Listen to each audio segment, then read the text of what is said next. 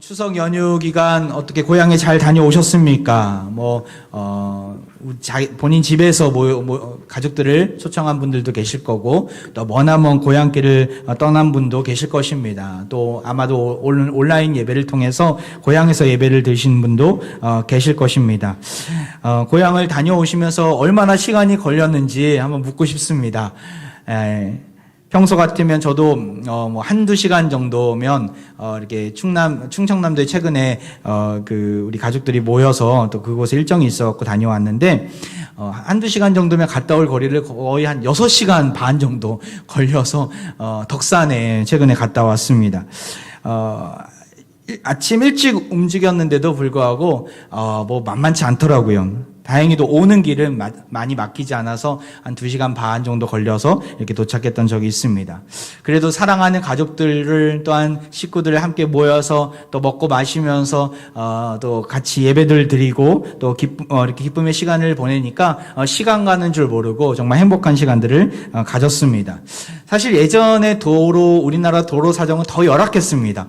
훨씬 더 많이 걸렸었죠. 제가 요즘 자주 보는 또 유튜브에 알고리즘으로 가끔가다 떠오르는 그 영상들이 그땐 그랬지라는 영상인데, 예전의 영상들, 뉴스의 장면들을 이렇게 편집해서 올려놓은 영상들을 간혹가다 보는데 맞아, 그땐 그랬지라는 생각을 이렇게 하게 됩니다. 예전에 귀경길의 풍경은 어떠했는지 잠깐이지만 1분여의 시간 동안 잠깐 영상을 보도록 하겠습니다. 전 국민의 3할이 넘는 1,500만 명이 이동할 것으로 보이는 이번 추석 귀성길에는 어느 길로 가도 막히는 길을 피하기는 어려울 것으로 보입니다. 이번 귀성길에 걸리는 시간은 서울서 부산까지 약 12시간, 서울서 대전까지는 9시간 안팎으로 예상돼 가족을 태우고 승용차를 운전하려면 큰 고생을 하게 됩니다. 달이 맨 처음 뜨기 시작할 때부터 준비했던 여행길을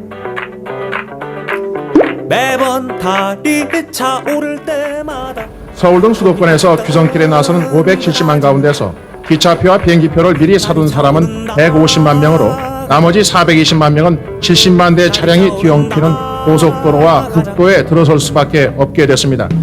입시에서 눈치작전을 펴듯이 차가 덜 밀리는 시간을 꼽는다면 새벽 서너 시가 승산이 크지만은 장담은 못한다고 전문가들은 기성 인파가 몰리고 있습니다. 지금 서울역에 중계차가 나가 있습니다.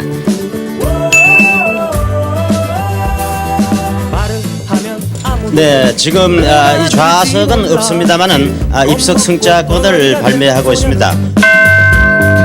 모두 잠든 새벽 4시 올림픽 열기에도 불구하고 일어나 기성 인파는 전국적으로 창밖에 떠있는 하늘 보았네.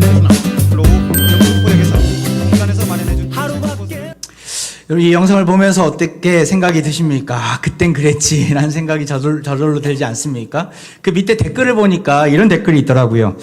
일산에서 대구까지 39시간 걸린 분이 그 밑에다 이런 댓글을 달았더라고요. 추석 전날 오전 7시에 출발해서 다음날 자정 12시에 도착해서 장시간 운전으로 사고 날 뻔하기도 하고, 고속도로 중간중간 길이 너무 막혀서 내려서 언제 뚫리나 하기도 하고, 그 시절 카세트 테이프에서 흘러나오던 음악까지 지금이야 상상도 못할 풍경이지만 가끔은 그때가 그립기도 합니다. 아마도 여기 계시지 않을까 생각이 드는데, 39시간, 40시간, 말이 40시간이지 얼마나 힘들었을까, 운전하는 분은 어떤 정신으로 했을까가 상상이 되질 않습니다. 10시간은 아주 우스운 시절이 있었습니다. 지금도 우리가 가끔가다 과거를 이렇게 생각하지만 그때가 그립다라고 늘 많이들 이야기합니다. 좀 불편해도, 먹고 살기 어려워도 그때가 행복했던 시절이었으면 틀림없는 것이죠. 이 영상을 보니까 한 6시간 걸린 저는 아무것도 아니다라는 생각을 하고 오히려 감사하다라는 생각을 하게 되었습니다. 그렇습니다. 과거를 돌아보면 우리는 저절로 감사할 수 있게 됩니다. 지난 과거를 회상하게 되면 과거의 나를 발견합니다. 과거의 기억은 우리를 겸손하게 만드는 힘이 있습니다. 나도 예전에 그랬었지라고 생각한다면 남에게 연약함이 보이더라도 우리는 품을 수 있는 것이죠. 오늘 본문에 보면 예수님께서 이 형제 간의 사랑을 어떻게 만들어 갈 수 있는가에 대해서 설명해 주고 계십니다. 예수님이 산에 올라가서 그 무리들에게 말씀을 선포했던 말씀이 바로 산상수훈인데, 이 산상수훈은 마태복음 5장부터 7장까지 이렇게 3장에 걸쳐서 나온 말씀입니다. 그 중에 7장은 바로 하나님 나라의 백성이라면 사회 속에서, 인간과의 관계 속에서 어떻게 선한 영향력을 드러내며 살아갈 수 있는가에 대해서 설명해 주고 있는데, 우리가 명절을 맞이하면서 철로 역정 시리즈를 잠깐 멈추고 우리 형제 간에 또한 가족 간에 사랑을 어떻게 마음껏 나눌 수 있을까에 대해서 고민하면서 오늘 말씀을 이렇게 나누기를 원합니다. 특별히 형제 간의 복된 관계를 누리기 위해서 예수님께서 가르쳐 주신 2가지 원리가 있는데요. 그 첫 번째 원리는 바로 형제를 비판하지 말아야 한다는 것입니다. 우리 1절 말씀인데 우리 같이 한번 읽어볼까요? 시작. 비판을 받지 아니하려거든 비판하지 말라. 우리말 성경에는 비판하지 말라라고 먼저 뒤에 나와 있는데, 원래 원어에서는 그 헬라어 성경에는 비판하지 말라, 비난을 받지 아니하려거든, 이렇게 순서가 나와 있습니다. 다시 말씀드리면 예수님께서는 강한 어조로 또한 강조해서 비판하지 말라라고 명령하고 계시는 것이죠. 남을 향한 비난은 그 당시에 매우 흔한 모습이었습니다. 특별히 종교 지도자들은 쉴 새 없이 남을 비난하고 평가하고 비난하는데 온 힘을 다했습니다. 여기서 말하는 비판은 일반적인 판단이나 또 옳고 그름의 문제 속에서 분별력 있게 평가하는 그런 생각을 뜻하는 것이 아닙니다. 부당한 차별과 잔혹한 판단을 의미하는 것이죠. 이 크리노라는 이 헬라어는 다른 사람을 판단하고 정죄할 때 쓰는 단어인데요. 예수님 당시의 유대 사회에는요, 율법과 종교적인 계율로 이웃을 비판하고 정죄하던 풍조가 가득했던 시대입니다. 부당한 차별도 서슴지 않았던 때였습니다. 특히 이방인들을 향해서, 또한 죄인들이나 또 병자, 환우들을 향해서, 장애인들, 또한 세리나 창녀들을 향해서 개나 돼지 취급하면서 저들은 지옥에 가면 땔감에 불과하다, 지옥의 땔감에 불과하다라고 여겼던 시대가 바로 이 당시의 시대였습니다. 나아가 종교적인 우월감을 가지고 예수님이 갈릴리 출신이라고 여기면서 변방에서 태어난 그 별 볼 일 없는 선지자야라고 취급했고 깔보았던 자들이 바로 이 종교 지도자들이었던 것이죠. 이러한 비난과 정죄 속에서 교만이 그 안에는 깔려 있음을 우리는 볼 수 있어야 합니다. 너는 나보다 열등한 존재야. 내가 어떠한 자인데 나는 너보다 훨씬 뛰어난 존재야, 뛰어난 자야 라고 전제하면서 잘못된 평가를 내리고 있는 것입니다. 여러분, 타락한 인간의 본성 중에 가장 발달된 기능이 무엇인지 아십니까? 바로 형제를 비판하는 것입니다. 인간 누구나 자기의 허물은 보지 못하면서 남의 허물은 본성적으로 잘 보는 경향이 있습니다. 자신이 남에게 끼친 해는 잘 생각하지 못하면서 자신이 남으로부터 받은 해는 너무나 잘 기억하는 우리 인간의 모습을 보게 됩니다. 그 대표적인 인물이 누구입니까? 구약시대에 하만을 둘 수 있습니다. 여러분, 하만을 아십니까? 에스더서에 등장한 페르시아의 국무총리입니다. 하만은 남을 판단하다가 오히려 심판당했던 인물입니다. 이 하만은 유대인들에게서 자기가 무시당했다고 여기면서 유대인들을 몹시 증오한 나머지 유대인 모두를 다 말살하고자 시도했던 인물이었습니다. 그는 먼저 에스더 왕비의 숙부였던 모르드게를 먼저 죽이고자 했죠. 하지만 하나님은 그것을 결코 보고만 계시지 않았습니다. 그의 악한 계획을 하나님은 무산시키십니다. 당시 왕비였던 에스더를 통해서 일하셨고, 결국 아하수에로 왕은 그 모르드게가 아닌 하만에게 사망의 언도를 내립니다. 한번 볼까요? 에스더 7장 10절의 말씀에 이런 말씀이 있어요. 모르드게를 매달려고 한 나무에 하만을 다니 왕의 노가 그치니라. 하만이 모르드게를 죽이려고 스스로 만든 십자가 나무에 오히려 자신이 매달려서 죽임을 당하게 되는 것이죠. 그리고 그의 모든 재산과 권력은 모르드게에게 다 돌아가게 됩니다. 하나님은 그 하만의 악한 계획을 다 심판하셨습니다. 형제를 악한 마음으로 비난하는 자를 하나님은 징계하신다라는 것입니다. 그렇게 우리는 형제를 사랑하는 마음으로 건전한 비판과 충고를 할 수는 있습니다. 하지만 시기와 질투를 가지고 우월감에 빠져서 교만한 자세로 그 형제를 비판하는 어린석은 모습은 버려야 합니다. 야고보서는 일찍이 우리에게 이런 말씀을 했습니다. 야고보서 2장 13절 말씀 같이 한번 읽어볼까요? 시작. 긍휼을 행하지 아니하는 자에게는 긍휼 없는 심판이 있으리라. 긍휼은 심판을 이기고 자랑하느니라. 하나님은 긍휼 없는 자에게 긍휼을 베푸시지 않고 긍휼 없는 심판을 내리시는 분이십니다. 형제의 연약함을 보고도 긍휼의 시선을 바라봐야 하는데 그렇지 않은 자에게 긍휼 없는 심판을 내리시는 분이에요. 그렇게 우리는 형제를 긍휼의 시선으로 바라보고 사랑의 눈으로 감싸 안아줄 수 있어야 하는 것이죠. 사랑의 마음으로 충고했다면 때로는 기다림이 필요합니다. 내가 변화시키려고 달려들지 마시기 바랍니다. 내가 달려들어 상대를 변화시키려고 한다면 상처가 나고 아픔이 생겨서 싸움만 일어날 뿐입니다.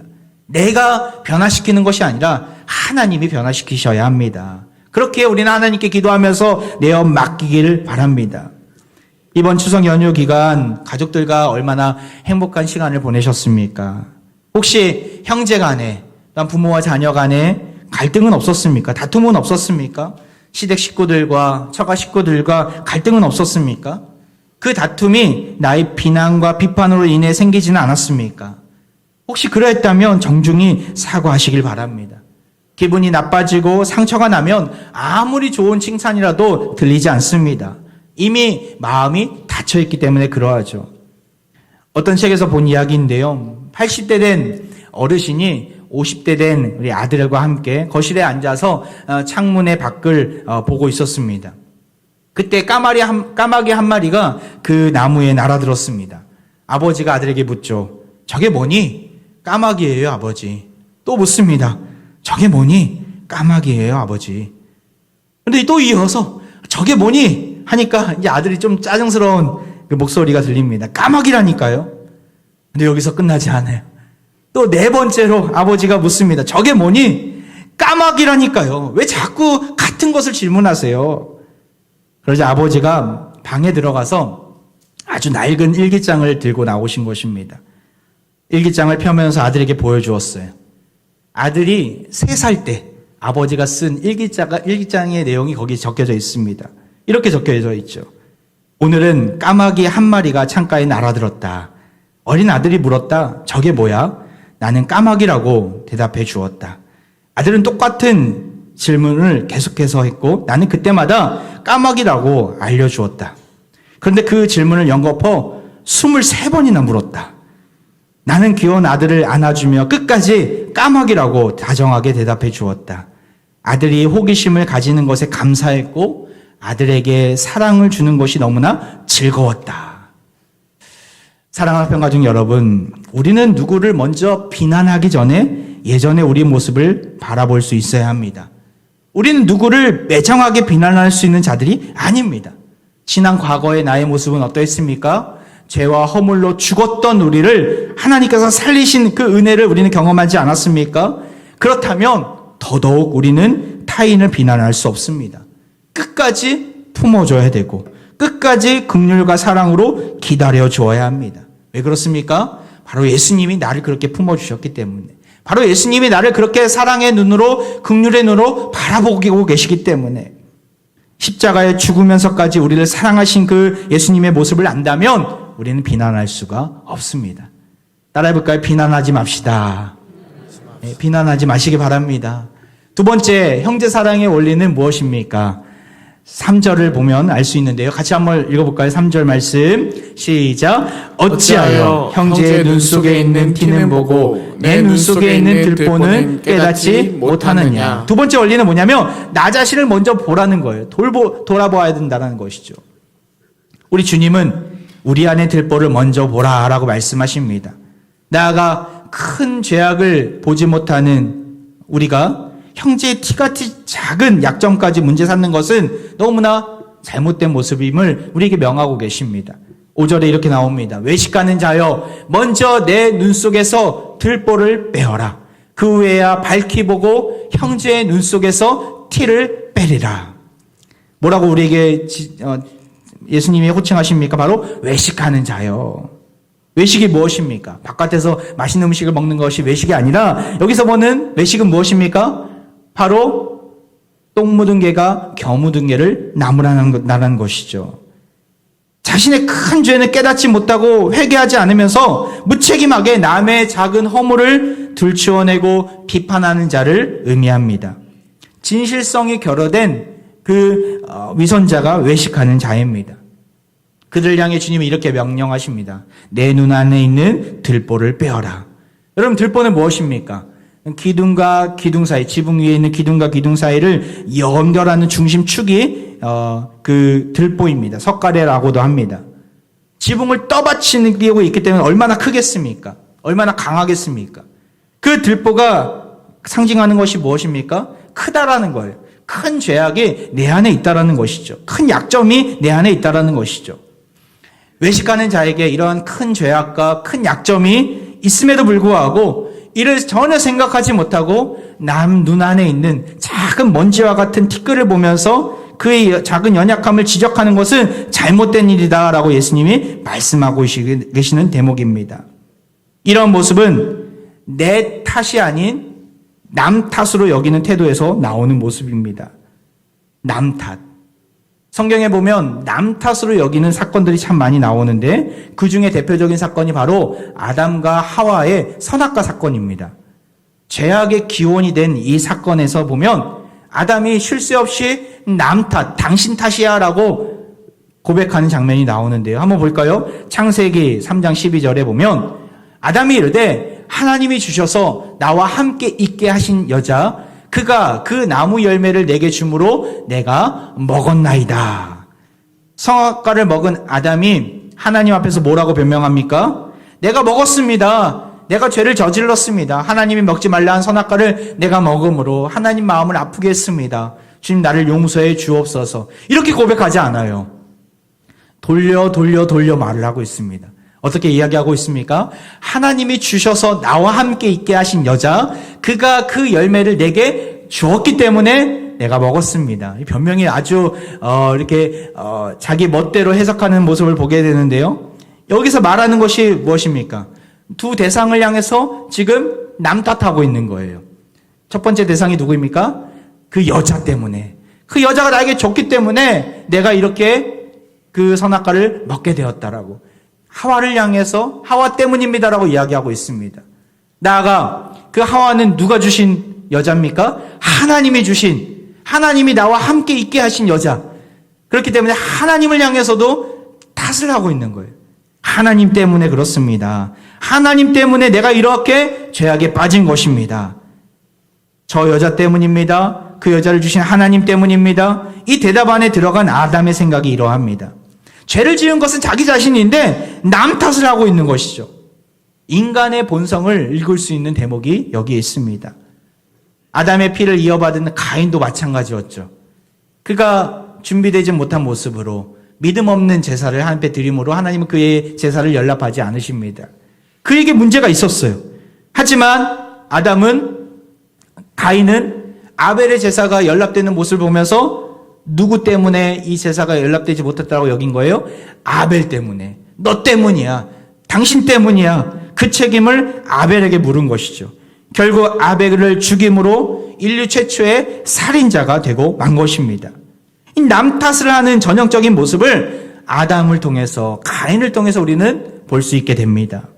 여러분, 우리도 마찬가지지 않습니까? 무슨 일이 일어나면 남 탓을 합니다. 남 탓을 하면 변화가 일어나지 않음에도 내 입만 더 더러워질 뿐임에도 관계가 더 악화될 뿐임에도 우리는 남 탓을 합니다. 우리는 이것을 회복할 수 있어야 합니다. 어떤 문제가 있을 때 나 자신을 돌아볼 수 있어야 합니다. 바로 내 탓 때문에, 나 때문에 이 일이 일어났다는 것을 안다면 그 문제는 해결될 것입니다. 회복될 것입니다. 겸손한 자는, 성숙한 자는 나 때문이라고 여기는 자인 것이죠. 우리 예수님이 그것을 몸소 보여주셨어요. 우리 예수님은 인간의 몸으로 오셨지만 죄가 없으신 분이십니다. 요한일서 3장 5절 말씀 우리 같이 한번 읽어볼까요? 시작. 그가 우리 죄를 없애려고 나타나신 것을 너희가 아나니 그에게는 죄가 없느니라. 죄가 없으신 그분은 우리를 살리시기 위해서 어디에 올라가신 거예요? 십자가 위에 올라가신 거예요. 나의 죄를 대신 치르시고 내 탓임입니다. 나 때문입니다. 라고 고백하시면서 십자가에서 죽음을 택하신 것입니다. 목숨을 바치신 거예요. 왜 그렇습니까? 바로 우리를 살리시려고. 우리 대신 죄의 대가를 치러주신 것이죠. 그리고 그 안에 거하는 자들에게 영생을 선물로 주신 것입니다. 우리를 사랑하셨기에 우리 죄악을 자신의 생명으로 대신 대가를 치르신 예수님. 그렇기에 내 탓이오의 가장 큰 모델은 누구가 되십니까? 예수 그리스도이십니다. 내 탓이오의 가장 큰 모델은 이 예수 그리스도라는 것을 우리는 알아야 합니다. 첫 번째 아담이었던 아담은 바로 하와를 향해 당신 때문이야. 심지어는 하나님을 향해 당신 때문이야 라고 여겼다면 두 번째 아담으로 오신 예수님은 내 탓이요 라고 고백하면서 자신은 무죄하시지만 모든 인류의 거룩한 백성들의 죄악을 다 짊어지시고 생명을 십자가 위에서 바치신 것이죠. 그 결과 예수님을 주로 시인하는 자는 영원한 생명을 누리게 된 것입니다. 이런 하나님의 사랑과 긍휼을 경험했다면, 안다면 우리는 마땅히 모든 관계 속에서 그 예수님의 모습이 보여져야 합니다. 어떤 모습으로요? 내 탓이요라는 모습으로 말입니다. 우리 따라 한번 해볼까요? 내 탓입니다. 내 탓이요. 내 탓이요라고 우리는 고백할 수 있어야 돼요. 그러할 때 그 깨어진 공동체는 회복할 것이고 깨어진 가정은 회복하게 될 줄 믿습니다. 깨어진 국가는 회복하게 될 줄 믿습니다. 문제의 원인을 외부로 두면 문제를 해결할 수 없습니다. 외식하는 자들은 문제의 원인을 외부로 돌리는 자들입니다.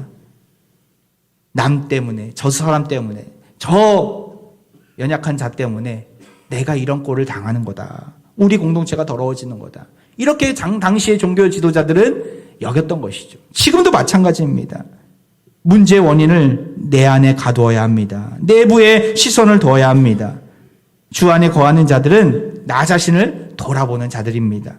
내 탓이오라고 받아들이시길 바랍니다. 그럴 때 하나님께서 우리와 함께 하시고 온전한 관계를 세워 가실 것입니다. 한 남편이 예배 때마다 졸았던 것 같아요. 그 옆에 있던 아내가 너무나 마음이 힘들어서 또 안타까웠다고 합니다. 그래서 그 남편의 조는 문제를 해결하고자 기도도 하고 남편에게 커피를 마시게끔 하기도 하고 남편을 옆에서 꼬집어 깨우기도 했답니다. 여기서 혹시 오늘 꼬집어 깨우신 분이 있으신지 모르겠지만 제가 보는 거의 조는 분이 없어서 감사한데 남편의 졸음은 멈추지는 않았어요. 아내는 그런 남편을 보면서 모척 속이 상했습니다. 어느 날 기도하면서 하나님이 그렇게 물으셨다고 합니다. 너는 너의 남편의 영혼이 그렇게 안타까운 거니? 아니면 너의 체면 때문에 조는 남편이 창피하게 여겨지는 거니? 너의 남편의 영혼이 안타까워서 그를 깨우는 거냐? 아니면 옆에 사람이 보기에 민망해서 창피해서 너의 남편을 깨우는 거냐? 아내는 그 후자였던 것이죠. 너무나 그 속마음이 들킨 것 같아서 깜짝 놀라 부끄러웠다고 합니다. 하나님께서 정확하게 그것을 짚으시니까 변명의 여지가 없었던 것이죠. 그날 후에 아내가 회개하고 내려놓았습니다. 그러니까 그날부터 남편이 졸지 않았다고 합니다. 사랑하는 합병가족 여러분, 남 탓이 아니라 내 탓입니다. 내가 내려놔야, 내가 변해야 모든 상황과 주위 사람들이 변화됩니다. 이번 추석 연휴 기쁜 일만 있으면 얼마나 좋겠습니까? 하지만 우리가 꿈꾸는 그런 완벽한 가정은 이 지구상에 없습니다. 완벽한 교회가 없듯이 완벽한 가정도 없습니다. 우리가 만들어 가야 하는 것이죠. 건설 중인 가정인 것이죠. 목사님, 저의 가정도 마찬가지예요. 완벽하지 않아요. 연약함이 있고 또한 아쉬움이 있습니다. 때로는 서운함이 있고 때로는 분노가 우리 안에 있을지도 모릅니다. 그런 마음이 있었다면 남 탓으로 돌리지 마시고 연약함과 부족함이 보일 때마다 내 탓이요 라고 고백하시길 바랍니다. 그리고 그것을 가지고 하나님께 들고 나아가십시오. 그럴 때 하나님은 내 안에 있는 들보를 보게 하실 것입니다. 하나님께 긍휼을 구하며 나아갈 때 우리 모든 마음의 상처와 또 쓰라림이 눈 녹듯 사라지게 될 것입니다. 내 탓이오라고 고백하는 자들에게 그러한 은혜가 있게 됩니다. 나 자신을 더욱더 돌아보는 우리 모든 화평 가족들 되기를 주의 이름으로 축원드립니다. 말씀을 마무리합니다. 형제의 사랑의 두 가지 원리 무엇입니까? 첫 번째는 형제를 비판하지 말라, 비난하지 말라. 두 번째는 나 자신을 먼저 돌아봐야 한다라는 것이죠. 그 모습은 내 탓이오라고 여기는 데서부터 시작이 됩니다. 러시아의 문호 톨스토이가 이런 말을 했습니다. 모든 사람은 인간이 변화돼야 한다고 생각하고 있으나 자기 자신이 변화돼야 한다고는 생각하지 않는다. 성경 말씀은 아니지만 저는 이 말씀을, 이 내용을 보면서 참 저에게 많이 적용이 되더라고요. 저 사람도 변해야 되고 저 사람도 변해야 되고 저는 이렇게 많이 생각을 했던 것 같아요. 근데 그게 아니구나. 내가 변해야 되구나. 목사인 내가 변해야 교회가 변하고, 내가 변해야 가정이 변하고, 내가 변해야 우리 자녀가 변하고, 내가 변해야 우리 부모님이 변하는구나. 내가 변하지 않으니까 변하지 않는구나. 외식하는 자는 자기 자신의 변화를 거부하는 자입니다. 자신이 옳고 바른 기준이라고 여기는 교만함에 빠져있기 때문에 그렇죠. 자기를 돌아보지 못하고 결국 남을 자기 멋대로 평가하는 자들이 외식하는 자입니다. 예수님의 사셨던 당시나 지금이나 똑같습니다. 지금도 그 외식하는 자들이 세상 사람들이고 그 외식하는 자가 나의 모습일 때가 많이 있습니다. 세상 사람들은 자기중심적으로 남을 판단하고 내가 변하는 건 안 되고 남이 변화되어야 된다라고, 세상이 변화되어야 된다라고 불평과 불만을 늘어놓습니다. 중요한 것은 내 탓이오라고 여기며 내가 변해야 한다라는 것입니다. 믿는 자가 마땅히 구별된 모습으로 다른 모습을, 이런 모습을 보여줘야 합니다. 그러할 때 우리 가정과 우리 교회 공동체와 우리 나라와 내가 속한 모든 공동체가 바뀌게 될 것입니다.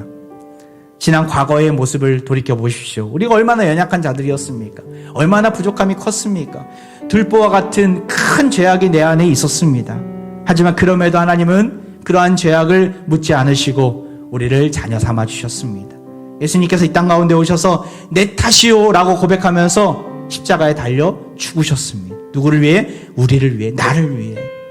우리가 그 은혜를 안다면 우리 또한 내 탓이오라고 고백하면서 세상 가운데 나아가야 합니다. 이제 모레까지 이어지는 연휴 기간이 있습니다. 누구를 만나든 무엇을 하든 내 탓이오라고 고백하면서 비난하지 아니하고 나 자신을 더 돌아보면서 주님 안에서 성숙한 그리스도인으로 서 나가기를 주의 이름으로 축원드립니다. 이 시간 우리 함께 찬양하며 나아가는데요. 우리가 그렇게 내 탓이오라고 고백하는 그런 자리 하나님이 다 기억하십니다. 우리의 섬김과 순종, 우리의 겸손과 사랑 주님께서 기억하시고 천국에서 해같이 빛나게 하실 것입니다. 우리 믿음으로 고백하며 함께 찬양합니다.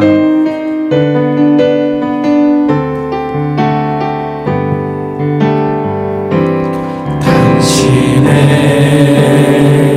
그 섬김이 전국에서 해같이 빛나리. 당신의 그 겸손이, 당신의 그 겸손이 전국에서 해같이 당신의 그 믿음이, 당신의 그 믿음이 전국에서 해같이 빛나리. 당신의 그 충성이 전국에서 해같이 빛나리. 주님이 기억하시면 족합니다. 주님이 기억하시며 족하리.